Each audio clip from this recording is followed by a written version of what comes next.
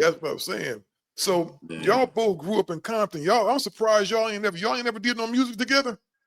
Nah, man, me and Eiht, you know, unfortunately our size didn't really mesh well. You know what I'm saying? So that was kind of like the thing with us. You know what I mean? But me and Eiht, every time we always seen each other, bro, it was never no. You know, I don't know what was in his mind. He probably didn't know what was in our mind. But we ain't never had no words, bro. We ain't never got at each other crazy. Oh no, everything was always out of respect, and yeah, everything was respectful. So I did something with Draysta though. Oh yeah, we did the Straight Outta Compton remake. Me, him, and Tila. And King T. Yeah. Yeah. So yeah, I was in the pen. I was in the pen when a lot of y'all was moving around. For sure. Yeah, definitely. Yeah.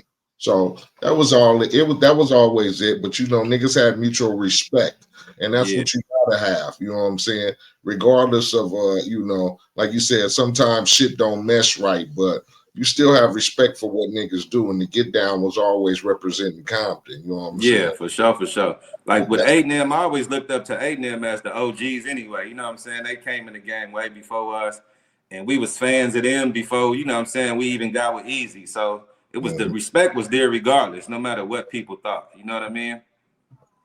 Man, was you writing a lot of Eric stuff over there when y'all came? I was writing some stuff. My brother was writing a lot of the new stuff. Like once we came around, he was writing a lot of it. Cocaine, I believe, was writing some of it. Shaky, who they call Dirty Red, he was writing some of it. And I think before we got there, Tretch was writing a lot of that other stuff, that Only If You Want It and all that. Like Tretch, I believe, wrote that. But some of the stuff I was writing for E, he couldn't rap it, bro, because my shit was like it had too many tongue twisters and shit like in it, and he couldn't you was actually. Definitely the king of the tongue twist. You flow like a motherfucker. When I first heard you, I was like, damn, who is this dude right here, man? You came off on that record. I was kind of like on Bone Thug shit, but not as much as they was. You know, they shit was like constant. I had mine's like I was in and out with it, like, you know what I'm saying, here and there. But some of the stuff that I wrote, Eazy couldn't actually rap it. You know what I mean? So, but some of the shit he did, like on the Straight Off the Streets of MF and Compton off of that album.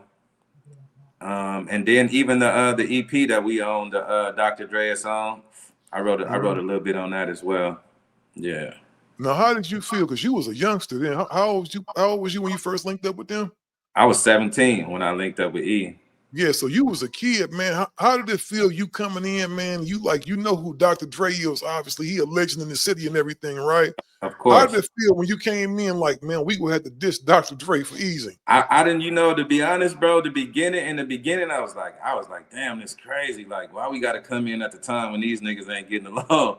You know what I'm saying? Because I'm fans of NWA. You know what I'm saying? That means every last one of them. You feel me? And so it was just like, damn. And like I said, Draysta was there before me. I wasn't supposed to really be in the mix like that. I know eventually I would get in there.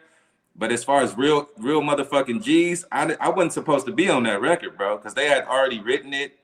And they was just there to lay it. The day that I was there, they was laying it down. And just so happened is the part that I rapped on, nobody figured out like how that piece of the beat get on the reel. They like, where did that come from? Because when they brought it down from that to tape for my brother to take home and write it to, he wrote to it perfectly. Went back up there to put the reel on, and then that part of the beat is there. They like, what the fuck? And then they like, that's when they told me to go in there and try something. You know what I'm saying? Like, that's how I got on the beat. I wasn't even supposed to be on that shit, to be honest with you.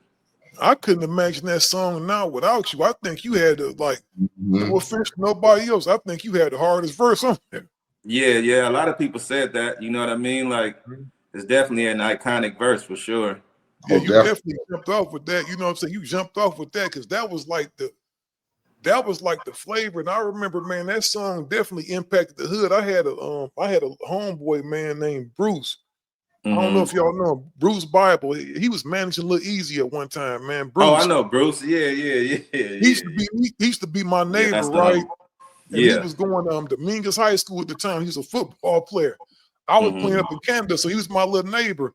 He used to play that record every day, man. Like every day he would get picked up by his homie and they was playing that record, man.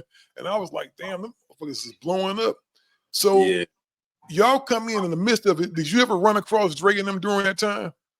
Yeah, we run into Dre and them a few times, bro. The Glam Slam one time, because Suge, the one time that I remember that was it was 2 times. We had the Universal Amphitheater where we was nominated for, the song was nominated. That was the first time I ever seen all of them face to face. And they didn't really say too much. The only person, you know, Nate Dogg was like the gangster out of the whole clique, so he the only one was woofing. Dre and them was just looking, you know, they had the salty faces and all that. But then at the Glam Slam, one time we was riding through Watts. We was in the homie Wayne from Westside Pyru. He let us ride his trade the whole day, so he gave us his low rider. We sliding through Watts, Compton, everywhere, boom. So we get in Watts and the Franklin Squares, and the homie from Bunny Hunter, he flagged me down. He was like, BG. I pulled over. He was like, man, why should running around talking about he gonna slap y'all when he see y'all? So we had a showcase at the Glam Slam with all the Ruthless artists, and then while we inside, we in the back. They was like, Suge and them coming through the gate. You know what I'm saying? So we like, okay. So we walk outside. Suge, Dr. Dre, and the bodyguards and a few other people, they all at the bar.